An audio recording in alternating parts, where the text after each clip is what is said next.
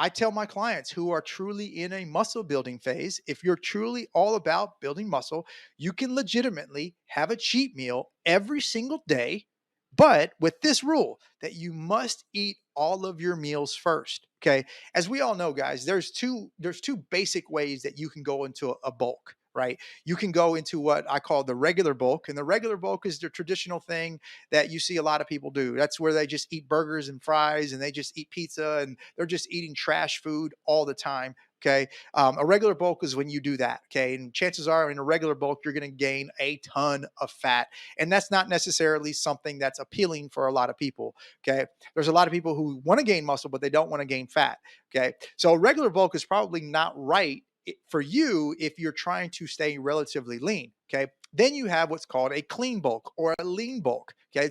You often hear referred to the same thing. And that's where you're trying to build as much muscle as you can, but try to keep your body fat down. Now, you're not trying to lose body fat, but you're just trying to maintain your body fat and be okay with your body fat going up just a little bit. Okay. So if you're that person who wants to do what's called a clean or a lean bulk, okay, and you want to keep your body fat relatively the same, then what my suggestion to you is make it okay to eat a cheat meal or a cheat food just as long as you eat all of your other meals first. Typically, cheat meals aren't going to offer our body a lot of nutrients that we can use to build muscle or that we can use to starve out our fat, where our regular meals do. Our regular, chicken and rice and broccoli and almonds or whatever it is that you eat, okay, those things, every single calorie that you have in that food is going to go into building muscle or starving out your fat. Okay. But when you start getting into things like pizza and hamburgers, those things don't necessarily all go to building muscle or starving out your fat. You're going to get a lot of excess calories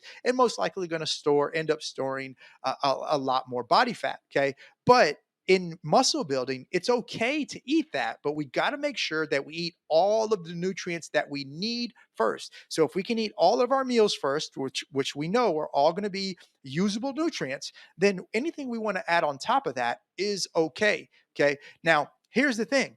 When you eat all of your meals, the chances of you wanting a cheat meal at the end of the day aren't very likely. Okay. But if you get to that point where you ate, let's just stick with that 4 meals number, and you ate all 4 of your meals in the exact portions, in the exact macros, and you want to have some pizza, then make it okay to go have some pizza. Okay. We're talking about muscle building here. Okay. We're talking about being in a caloric surplus. Okay. So it's okay to have another cheat meal if you make sure you eat all of your meals first.